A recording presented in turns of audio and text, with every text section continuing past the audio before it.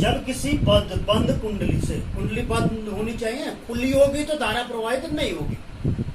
कुंडली अगर खुला है, परिपथ अगर खुला है, ऐसा टूटा हुआ है, तो इसमें क्या होगी, प्रेरित विद्युत वाहक तो उत्पन्न हो जाएगा, लेकिन धारा प्रवाहित नहीं होगी। इसलिए कह रहा हूं कि विद्युत चुंबकीय प्रेरण में जब चुंबकीय फ्लक्स परिवर्तन होता है तो प्रेरित विद्युत वाहक उत्पन्न होगा, तभी प्रेरित धारा क्या होती, प्रवाहित होती है। तो पहला नियम है कि जब किसी बंद परिपथ से या बंद कुंडली में क्या किया जाता है, चुंबकीय फ्लक्स परिवर्तन होता है, तो जो प्रेरित विद्युत वाहक उत्पन्न होता है चुंबकीय फ्लक्स परिवर्तन की दर के बराबर या अनुक्रमानुपाती होता है। चुंबकीय फ्लक्स परिवर्तन होगा डेल्टा पाई, और दर का मतलब समय का क्या दे दिया, भाग दे दिया, डेल्टा टी। दूसरा है कि चुंबकीय फ्लक्स परिवर्तन या यहाँ पर जो प्रेरित धारा या इसको क्या कहते हैं, प्रेरित धारा या प्रेरित विद्युत वाहक बल, प्रेरित धारा या प्रेरित विद्युत वाहक बल सदैव उस कारण का विरोध करते हैं जिस कारण स्वयं उत्पन्न होते हैं। प्रेरित विद्युत धारा या प्रेरित विद्युत वाहक बल उस कारण का विरोध कर रहे हैं, किस कारण उत्पन्न हो रहे हैं, प्रेरित विद्युत वाहक बल किस कारण उत्पन्न हो रहा है, प्रेरित विद्युत वाहक बल तब उत्पन्न हो रहा है जब चुंबकीय फ्लक्स में परिवर्तन हो रहा है, और चुंबकीय फ्लक्स में परिवर्तन की दर के क्या है, अनुक्रमानुपाती, अर्थात E = -n डेल्टा पाई या E = -delta pi upon delta T. प्रेरित विद्युत वाहक बल चुंबकीय फ्लक्स परिवर्तन की ऋणात्मक दर के बराबर होता है, या ऋणात्मक का मतलब विपरीत हो गया। तो प्रेरित विद्युत वाहक बल या प्रेरित धारा उस कारण का विरोध करते हैं जिसके कारण स्वयं उत्पन्न होती है। इसको लेंज का नियम भी कहते हैं। क्या कहते हैं, लेंज का नियम, कि प्रेरित विद्युत वाहक बल या प्रेरित धारा सदैव उस कारण का विरोध करती है जिस कारण स्वयं उत्पन्न होती है। अगर यहाँ फेरों की संख्या दी गई है तो -n delta pi upon delta t, -delta pi upon delta t. तो इस नियम को, इसको आपकी किताब में लिखा होगा, न्यूमैन का नियम भी लिखा होगा। इसका नियम लिखा होगा न्यूमैन का। ये विद्युत चुंबकीय प्रेरण के दो नियम। अब यहाँ पर क्या हो गया, अभी मैंने कहा कि ये लेंज का नियम है। अगर आपको लेंज का नियम पूछ दिया जाए तो थ्योरेटिकल आपने अभी पढ़ा, क्या पढ़ा, प्रेरित विद्युत वाहक बल या प्रेरित धारा कुछ कारण का विरोध करती है जिस कारण स्वयं क्या होती है, उत्पन्न होती है, जिस कारण क्या होती है, स्वयं उत्पन्न होती है। यहाँ पर क्या पूछा जाता है बच्चों, नियम तो आपको आ गया, कभी कभी पूछा जाता है कि कैसे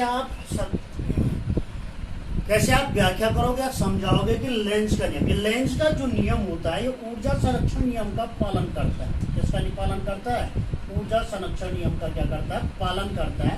तो कैसे समझाओगे, कैसे व्याख्या करोगे कि ये नियम ऊर्जा संरक्षण नियम का पालन करता है। तो यहाँ पर अभी मैंने जो फिगर बनाया हुआ है, चुंबक और कुंडली, चुंबक और कुंडली के बीच अभी मैंने क्या कहा कि जब हम यहाँ पर इन दोनों के बीच अपेक्षित गति होती है तो कुंडली में प्रेरित विद्युत वाहक बल क्या होता है, उत्पन्न और प्रेरित धारा प्रवाहित होने लगती है।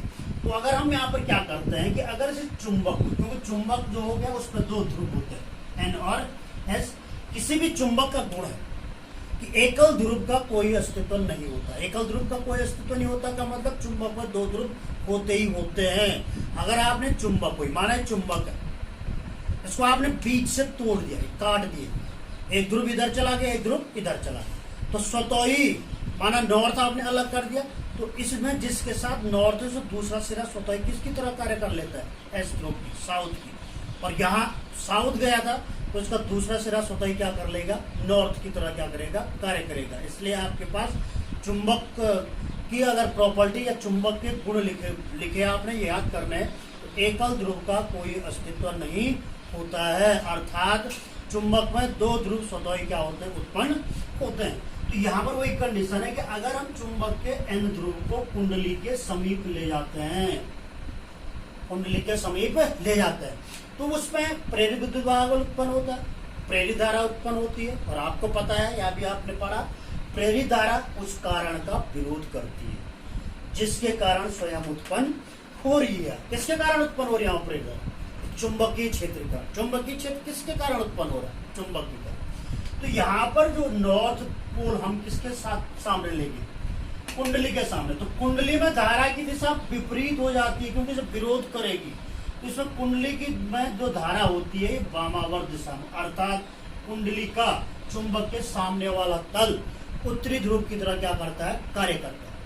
अब हम इसको नजदीक ले जा रहे हैं तो आपको पता है चुंबक के गुण समान ध्रुवों के बीच क्या लगता है, प्रतिकर्षण। तो इन दोनों के बीच प्रतिकर्षण लगता है जब हम दोनों क्या ले जा रहे हैं, नजदीक। इसलिए यहाँ पर उस प्रतिकर्षण बल के विरुद्ध क्या करना पड़ता है हमको, कार्य।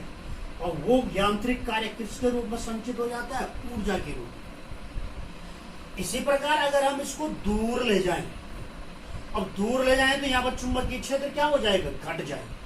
चुंबकीय क्षेत्र घट जाएगा मतलब चुंबकीय फ्लक्स परिवर्तन क्या हो जाएगा, चुंबकीय फ्लक्स परिवर्तन। जो प्रेरित धारा है या प्रेरित विद्युत वाहक बल, ये चुंबकीय फ्लक्स परिवर्तन के जो घट रहा है उसका क्या करेगा, विरोध।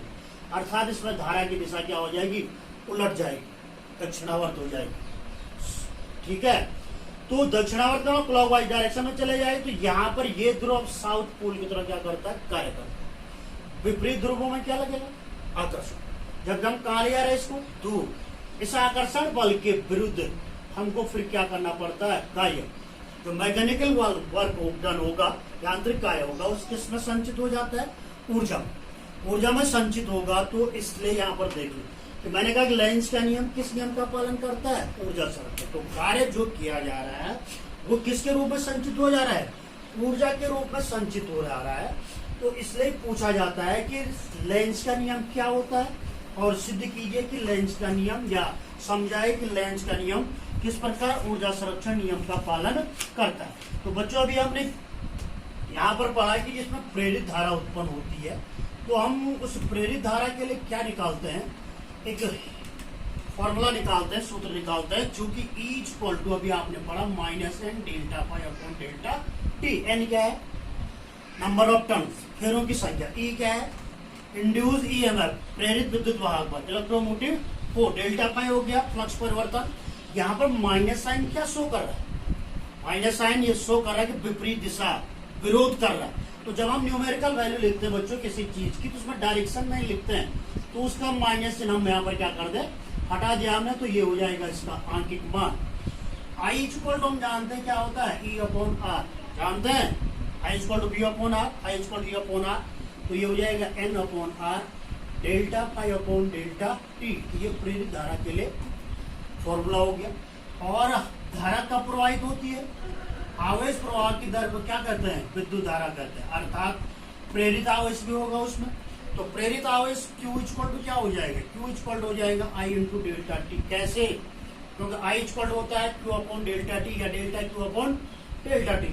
तो Q इक्वल टू I की वैल्यू कितनी है, n upon r into delta phi upon delta t, और इंटू ये हो गया आपका delta t. Delta t delta t क्या हो गया, कैंसिल, तो Q इक्वल हो गया n upon r into delta phi. ये हो गया प्रेरित आवेश। Q equal n upon r, n क्या है, फेरों की संख्या, R क्या है, जो कुंडली है उसका प्रतिरोध, और डेल्टा फाई हो गया चुंबकीय फ्लक्स परिवर्तन। ठीक है, समझ में आ रहा कुछ।